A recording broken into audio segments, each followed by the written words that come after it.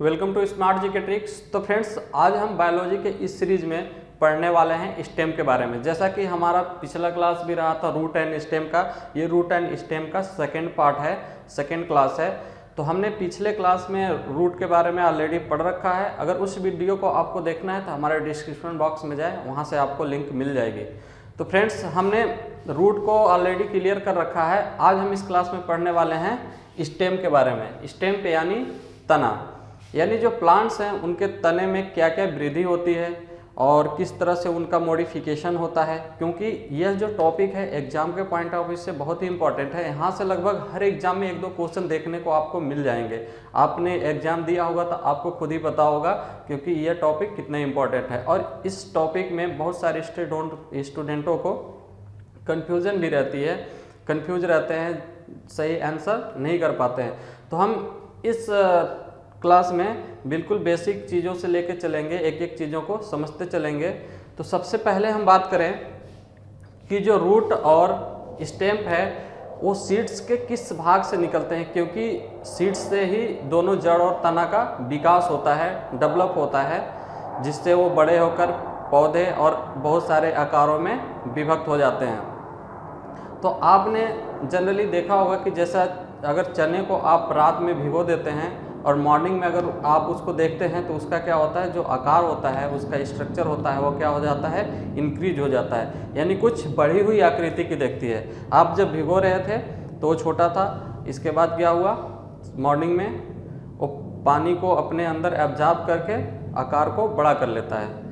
उसी चने को अगर आप एक दिन और रख देते हैं किसी नम वाले स्थान या नम कपड़े में, तो क्या होता है, उसमें अंकुरण हो जाता है, यानी उसमें अंकुरण यानी जर्मिनेशन होने लगता है। तो हम उसी को बात करेंगे, वहीं से लेके स्टार्ट करेंगे इस टॉपिक को। तो जैसे कि कोई चना है, जैसे मान लीजिए ये चने का चना है, और क्या है, इसमें क्या होता है, फुलाने के बाद एक दिन रखने के बाद क्या होता है, दो पार्ट निकलते हैं। एक कुछ इस तरह से आ जाएगा अगर आप रखेंगे इसको ज़्यादा दिन तो, और दूसरा क्या है, कुछ इस तरह से ऊपर की साइड में जाता है। तो ऊपर की साइड जो जाता है उसको क्या कहते हैं, प्लूमूल।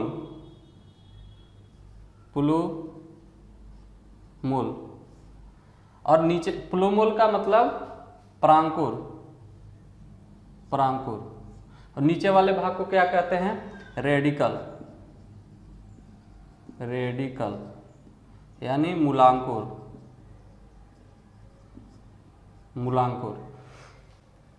तो फ्रेंड्स, यहाँ से क्वेश्चन बहुत इंपॉर्टेंट चीज़ है, यहाँ से क्वेश्चन बनते हैं। जैसे कि आपसे एग्जामिनर पूछ देगा कि जो तना का निर्माण होता है वो सीड्स के अंकुरण जर्मिनेशन के बाद किस भाग से होता है, तो आपको बताना होगा कि ये जो है तना, यानी ये जब बड़ा होगा तो कुछ इस तरह से पौधे का विकास कर लेगा।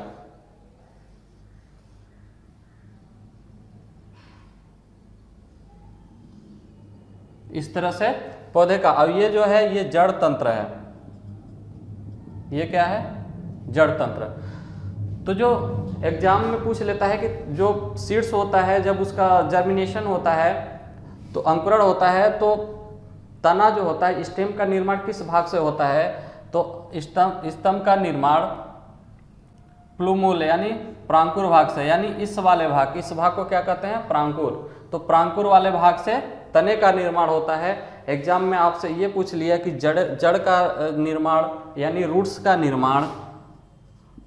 निर्माण किस भाग से होता है, तो रूट्स का निर्माण किससे होगा, मूलांकुर से, यानी रेडिकल भाग से। ये नीचे वाले भाग को रेडिकल यानी मूलांकुर कहते हैं। तो हमने ऑलरेडी, जैसे कि ये सॉइल है, सॉइल के नीचे ये प्रक्रिया होती है, तो इस भाग को क्या कहते हैं, रूट सिस्टम कहते हैं। रूट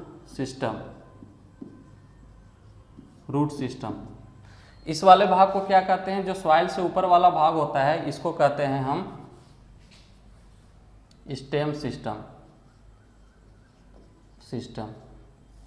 इस भाग को स्टेम सिस्टम कहते हैं, इस भाग को रूट सिस्टम। रूट सिस्टम को हमने ऑलरेडी पढ़ रखा है। आप पिछले वाले वीडियो में जाके देख सकते हैं। अगर हमारा चैनल आपको सही लग रहा है, अगर आपके लिए यूजफुल है, तो हमारे चैनल को सब्सक्राइब करने के साथ साथ शेयर भी कर सकते हैं। तो आइए हम आगे देखते हैं। तो हमें फ्रेंड्स इस वाले भाग को नहीं पढ़ना है, हमें पढ़ना है स्टेम वाले भाग के। तो स्टेम क्या होता है, तना क्या होता है। अगर तने की बात करें हम, अगर तने की बात करें तो तना किसी पौधे का वह भाग होता है जो क्या होता है, सूर्य की प्रकाश की ओर चलता है, यानी ऊपर की ओर चलता है, और गुरुत्वाकर्षण ग्रेविटी के विपरीत दिशा में चलता है। विपरीत दिशा यानी ग्रेविटी हमेशा नीचे की ओर वस्तु को आकर्षित करती है, अट्रैक्शन करती है, वो ऊपर की ओर नहीं करती है। इसलिए क्या है, जो इसका स्टेम होता है हमेशा ऊपर की डायरेक्शन में ये वृद्धि करती है। इसलिए इसको कह सकते हैं कि ये गुरुत्वाकर्षण के विपरीत दिशा में वृद्धि करती है, सूर्य के प्रकाश की ओर बढ़ती है। और सॉइल और वाटर यानी जल और मिट्टी के विपरीत दिशा में वृद्धि करती है। तो इसे क्या कहते हैं, तना कहते हैं। अगर यहीं पे हम रूट को यहीं पे कंपेयर करते चलें तो रूट का क्या होता है, रूट क्या है, हमेशा ग्रेविटी के दिशा में वृद्धि करती है और हमेशा मिट्टी और जल की दिशा में गति करती है और प्रकाश के विपरीत दिशा में गति करती है। तो इस तरह से इस चीज को क्या कहते हैं, तना कहते हैं, स्टेम कहते हैं। स्टेम का और हम कार्य देख लें तो स्टेम का और क्या हो जाएगा, जैसे स्टेम जब बड़ा हो जाता है तो बड़ा होने के बाद उसमें लीव्स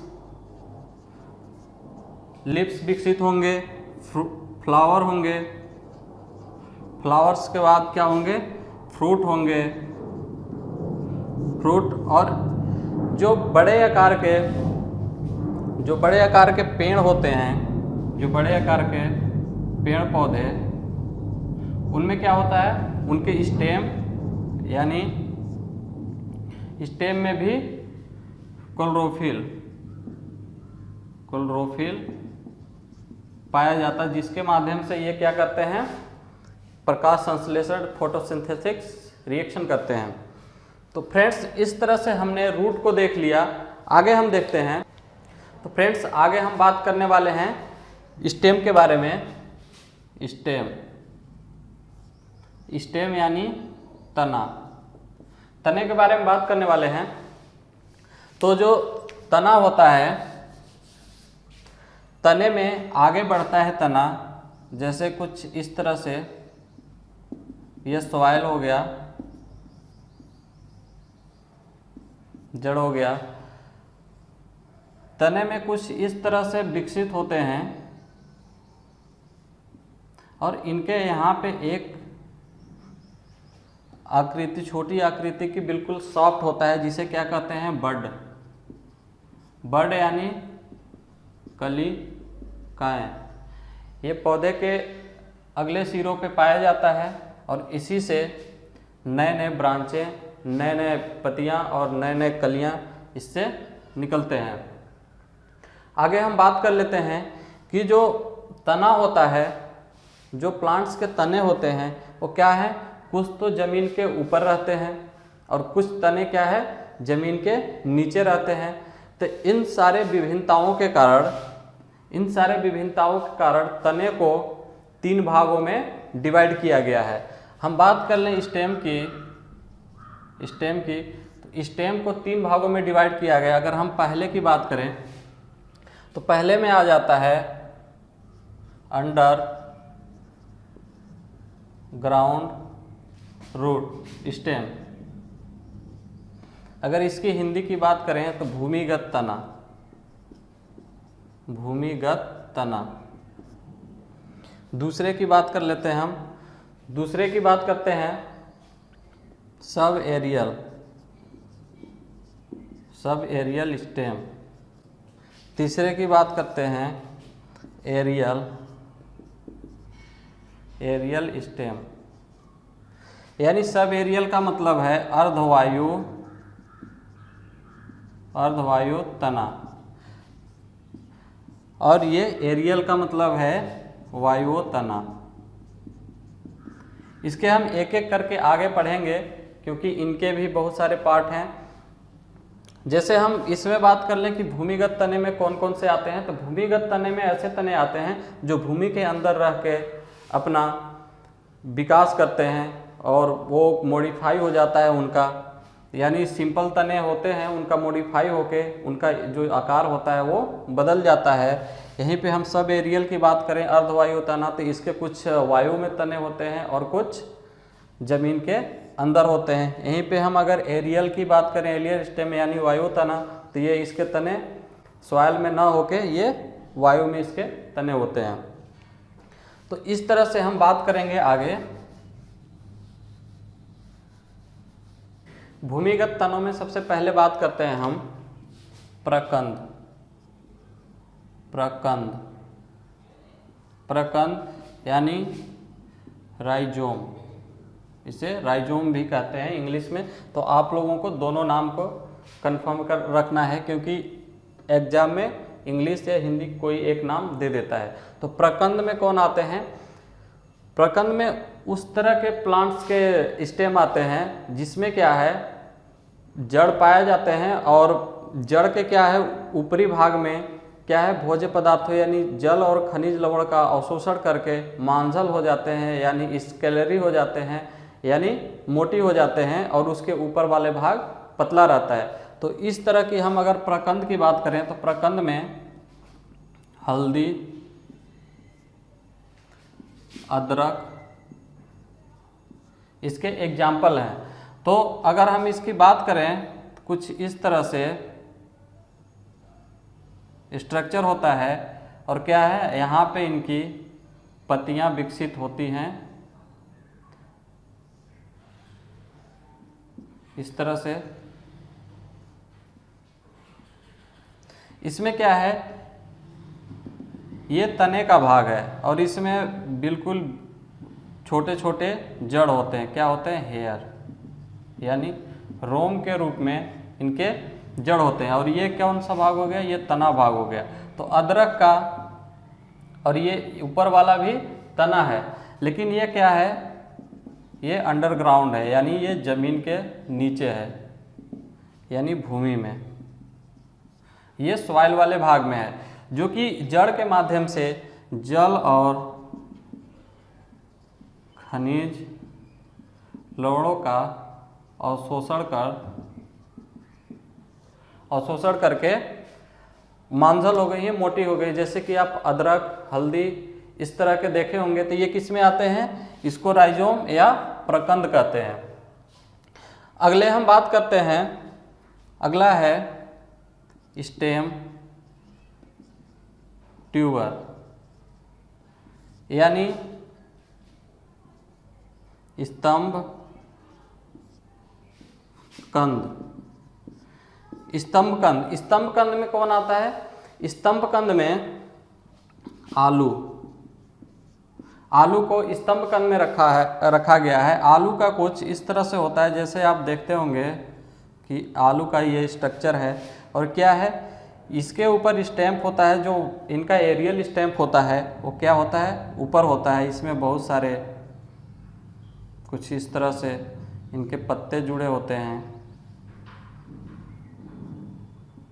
पत्ते जुड़े होते हैं और ये क्या होता है ये सॉइल के नीचे होता है बहुत सारे ये। और इनमें क्या है जड़ ऐसे विकसित होता है इस तरह से। जो ये अंदर का भाग होता है ये जड़ का भाग नहीं होता, जड़ उनके ये होते हैं। ये क्या होता है ये इसको बात कर लें तो प्रकंद होता है, इसको प्रकंद कहते हैं यानी स्टेम ट्यूबर। तो इसके एग्जाम्पल आलू हो गया।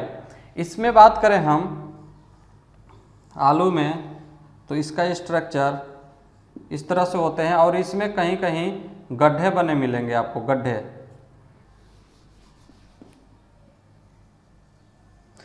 इस तरह से कहीं कहीं इस तरह के गड्ढे बने मिलेंगे और गड्ढे में क्या होता है गड्ढे में इनका अंकुरण होता है और इस अंकुरण के माध्यम से ये क्या करते हैं पौधे का निर्माण करते हैं और इनके जड़ नीचे चले जाते हैं।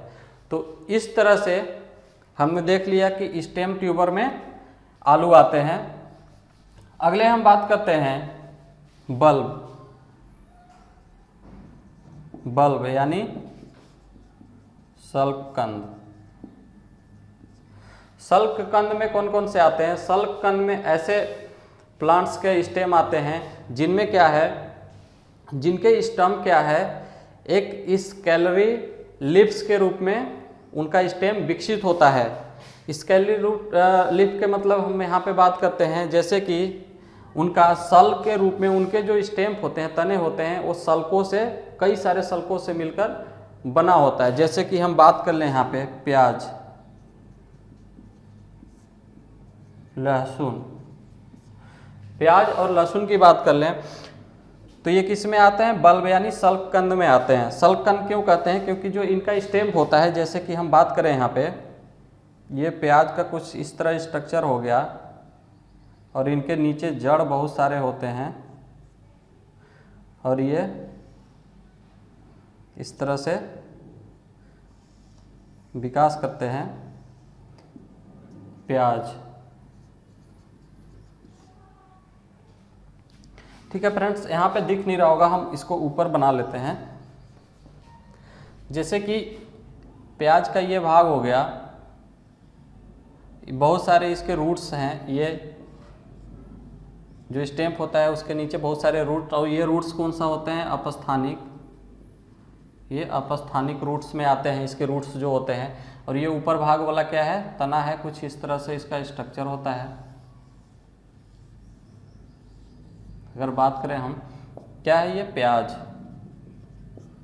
तो ये शल्ककंद क्यों कहते हैं इसको? शल्ककंद इसलिए कहते हैं क्योंकि जो इसका स्टेम होते हैं वो भी शल्कों से निर्माण होता है। शल्क का मतलब बहुत सारे लेयर, कुछ इस तरह से आपने प्याज काट कर देखा होगा कि इस तरह से इसके लेयर चढ़ा होता है, जिसके कारण क्या कहते हैं? शल्ककंद कहते हैं। और इनकी जो जड़ होते हैं वो क्या होते हैं? अपस्थानिक टाइप के जड़े होते हैं। अपस्थानिक जड़े वे होते हैं जो कि क्या है, उनमें एक डायरेक्टली जड़ नहीं निकलकर इनके जड़ों का पता नहीं चल पाता, और इनका क्या है, इनका जो मूल होता है, मूलांकुर से जड़ का निर्माण नहीं होता, ये दूसरे भाग से जड़ का निर्माण कर लेते हैं। तो इस तरह से ये शल्ककंद हो गया। अगले हम बात करते हैं, आगे बात करते हैं घनकंद।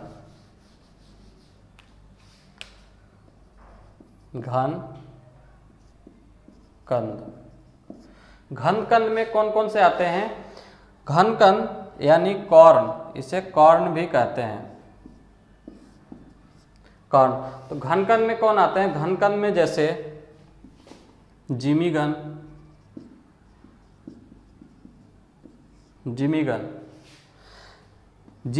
इसमें क्या होता है, ये जो प्लांट्स के जो स्टेम होता है, स्टेम, ये क्या होता है, जमीन के अंदर बहुत सारे भोज्य पदार्थों को इकट्ठा करके बिल्कुल फूल जाता है, बिल्कुल मांझल हो जाते हैं उसके तने, जिसके कारण इसका निर्माण होता है।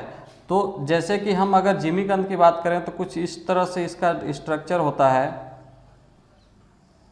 इस तरह से स्ट्रक्चर होता है, और इसके ऊपर इसके वायु यानी एरियल स्टेम गए होते हैं इस तरह से, और ये क्या होता है, सॉइल के नीचे होता है। ये घनकंद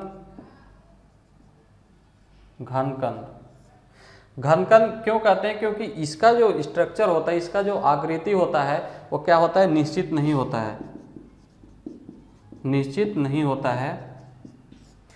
यह किसी भी आकार का, मतलब कि घड़े के समान, यानी ये क्या है, ये जमीन के बिल्कुल हॉरिजेंटल बढ़ता है, ये नीचे की ओर नहीं जाता। जैसे कि हमने वहाँ देखा था कि गाजर जो है या मूली की बात करें तो क्या है, सॉइल में इस तरह से होता है, या क्या है, सॉइल के हॉरिजेंटल नहीं बढ़ता है, ये वर्टिकल बढ़ता है, सीधा नीचे जाता है। उस तरह से ये जो घनकंद है, ये क्या है, सीधा नीचे न जाके मिट्टी के समांतर हॉरिजेंटल वृद्धि करता है, कुछ इस तरह से वृद्धि करके अपना स्ट्रक्चर बढ़ाता है, और बहुत बड़ी आकृति की भोज्य पदार्थों को संग्रह करके बड़ी हो जाती है, और इसके ऊपर ये पतले तने निकले होते हैं, जिसके माध्यम से ये प्रकाश संश्लेषण की क्रिया करते हैं। तो हमने ये पढ़ लिया, हमने जो अंडरग्राउंड भूमिगत तना है उसको हमने क्लियर कर लिया। उम्मीद है कि आपको ये चीज़ समझ में आया होगा। आगे हम बात करेंगे इसमें सब एरियल यानी अर्धवायु तने कौन कौन से हैं उसके बारे में डिस्कस करेंगे।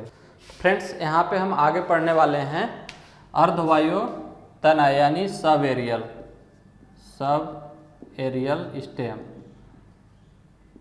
सब एरियल स्टेम के बारे में पढ़ने वाले हैं। सब एरियल स्टेम को भी 4 भागों में डिवाइड किया गया है। 4 भाग में क्या, पहला क्या है, रनर यानी ऊपरी भूस्तरीय तना। रनर का मतलब ऊपरी भूस्तरीय तना। तो इसमें इसकी बात करें तो इसमें दूब घास और मार्सिलिया इसके एग्जाम्पल हैं। तो इसमें किस तरह के पौधे आते हैं, इनकी क्या खासियत है। दूब घास जो है वो क्या है, कुछ तो इसके तने सॉइल के अंदर होते हैं, कुछ इस तरह से सॉइल के अंदर होते हैं, और कुछ क्या है ऊपर विकसित होते हैं। यानी दूब घास इस तरह से होता है, और इसके तने क्या है, एक दूसरे से ज्वाइंट होते हैं।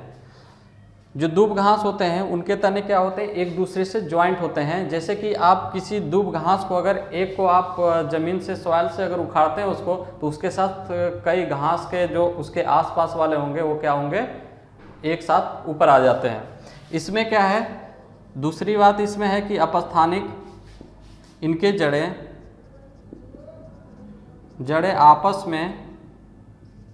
आपस में लगे होते हैं, मतलब ज्वाइंट होते हैं। दूसरी बात कि इनकी जड़ें जो होती हैं अपस्थानिक होती हैं, इनकी जड़ें अपस्थानिक, मूसला जड़ नहीं होता इसमें अपस्थानिक होती हैं। इस तरह से ये फैले होते हैं। अब इनके जो सबसे बड़ी खासियत है कि जो ये रनर स्टेम हैं, ये क्या है, ये जमीन के जो सॉइल होते हैं उसका क्या है, हॉरिजेंटल वृद्धि करते हैं। इस तरह से नीचे भी इस तरह से वृद्धि करेंगे। ये भाग हो गया सॉइल का। तो इस तरह से इसमें दूब घास और मार्सिलिया इसके एग्जाम्पल है। अगले की बात करते हैं। अगला है हमारा स्टोलेन। स्टोलेन का मतलब भूस्तरीय तना।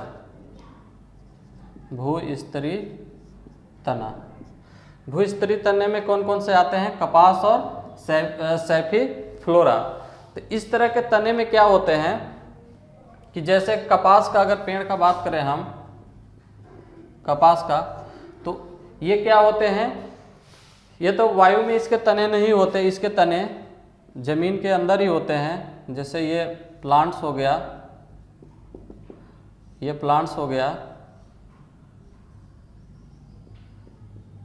इसके जो तने होते हैं वो जमीन के ऊपर होते हैं, लेकिन इसके जड़ क्या होते हैं, अपस्थानिक होते हैं। अब एक ही जड़ से, जैसे इसी जड़ से एक और यहाँ पे पौधा प्लांट्स निकल जाते हैं। ये इनकी खास बात होती है, स्टोलेन टाइप के जो स्टेम होते हैं इनके। फिर अगले जड़ से ये इस टाइप के पौधे का विकास करते रहते हैं। अब इनका भी वृद्धि क्या होता है, ये जो सॉइल होते हैं उनके हॉरिजेंटल होती है। अगले हम बात करते हैं ऑफसेट यानी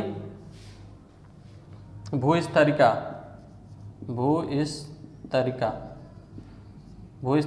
तना।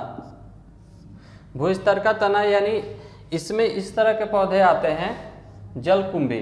ये क्या करते हैं, जल में निवास करते हैं, और इनके तने को ऑफसेट यानी भूस्तरिका, यानी इनके जो तने होते हैं भूमि के ऊपर, यानी ये जल है,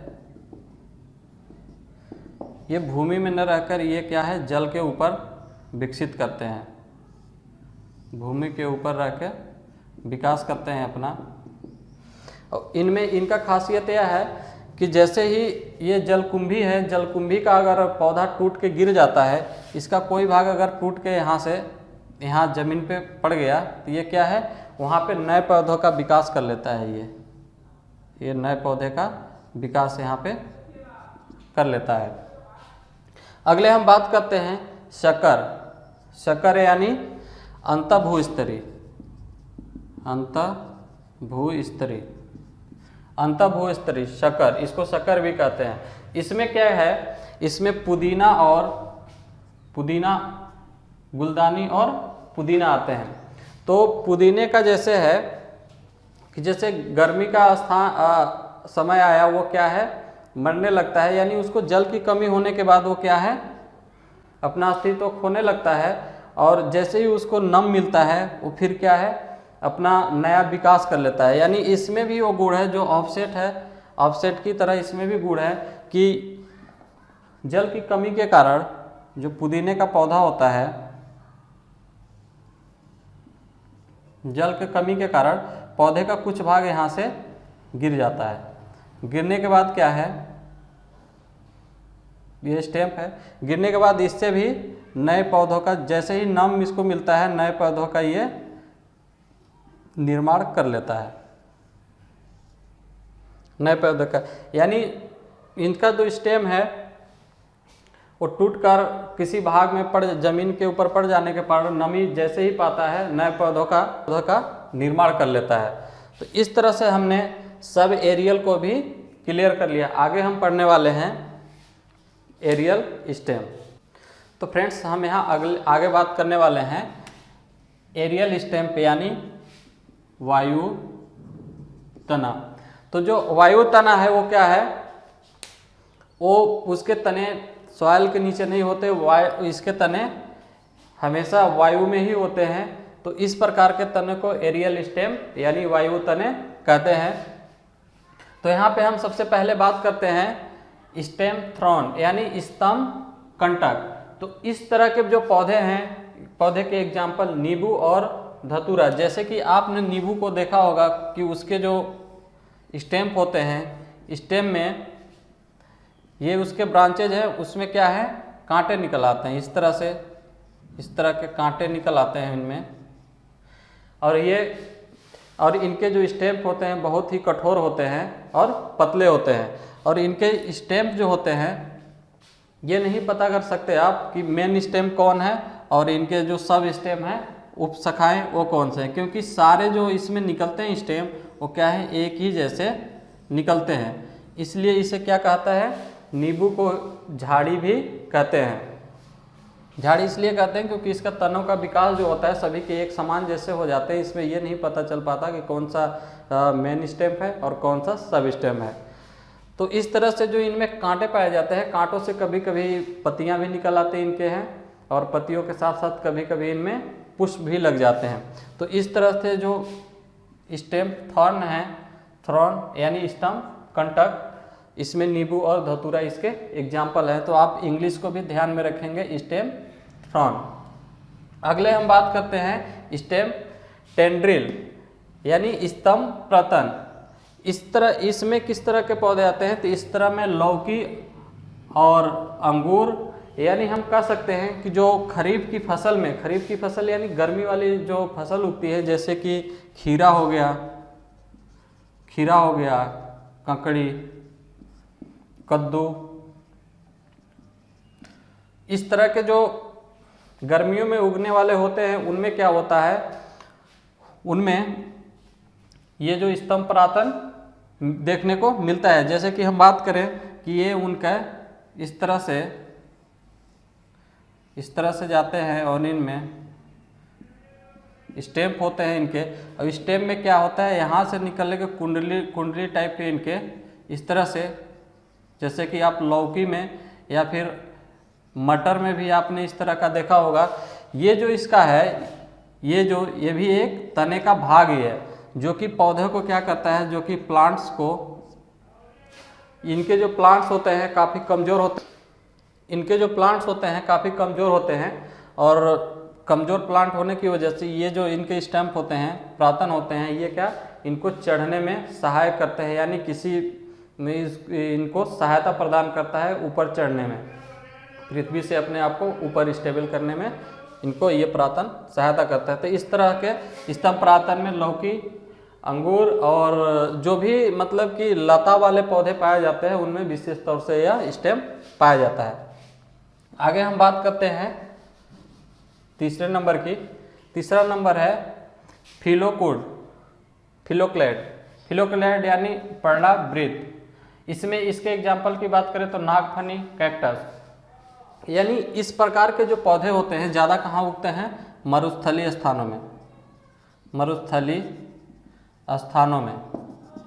अब इनका क्या होता है, जो तना होता है वो लंबा हो सकता है, लंबा तो होता ही है, गोला हो सकता है और चपटा भी हो सकता है, यानी चपटा। यानी आप इसके बात करते हैं जैसे नागफनी का,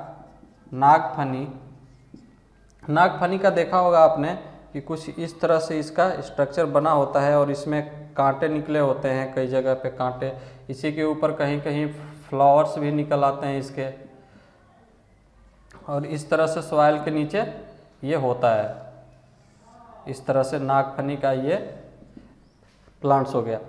तो ये इनका जो आकार, जो इसके स्टेम का स्ट्रक्चर जो होता है वो क्या है, जैसे एटमॉस्फेयर, जैसे गर्म वाले स्थानों में ये जहाँ पे कम पानी मिलता है वहाँ पे ये उगते हैं, जहाँ से कि 200 सेंटीग्रेड से नीचे, 200 सेमी से नीचे कम वर्षा होती है, वहाँ पे ये पौधे उगते हैं।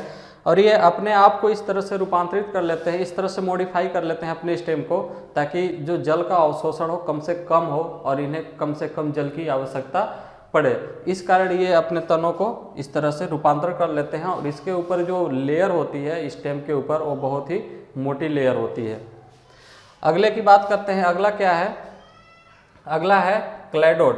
क्लैडोड में कौन कौन से आते हैं? क्लैडोड में बात करें यहाँ पे हम, तो क्लैडोड का इसे पर्णव पर्व भी कहते हैं। इसमें क्या है, रस्कस और शतावर आते हैं। रस्कस और शतावर की बात करें तो इनमें क्या है, इनमें जो जड़ें हैं कुछ इस तरह से ग्रंथिल जड़ें पाए जाते हैं, इस तरह से जड़ ग्रंथिल होते हैं, और ये क्या है, भूमि के ऊपर होते हैं। और भूमि के ऊपर ये जब ये काफ़ी विकास कर लेते हैं तो एक ऐसा समय आता है कि ये क्या है, ये ज़मीन पे गिर जाते हैं, सूखकर ज़मीन पर गिर जाते हैं, और गिरने के कारण ये क्या है, फिर से इनमें नए पौधों का विकास हो जाता है, विकास हो जाता है। यानी एक समय तक, ये एक समय आने पे अपने आप को ज़मीन पे गिरा लेते हैं, कुछ भाग टूट के गिर जाते हैं, और इस तरह से इसमें अपस्थानिक जड़ पाई जाती हैं। तो इस तरह से अगर इसकी एग्जाम्पल की बात कर लें तो शतावर और रस्कस आते हैं। तो फ्रेंड्स, यहीं पे हमारा इस टॉपिक को हम ख़त्म करते हैं, और अगले हम नए टॉपिक को लेके आएंगे। अगर वीडियो अच्छा लगता है आपको तो हमारे चैनल को सब्सक्राइब जरूर कर दें, ताकि आने वाले वीडियो का नोटिफिकेशन आप तक पहुंचता रहे। तब तक के लिए धन्यवाद।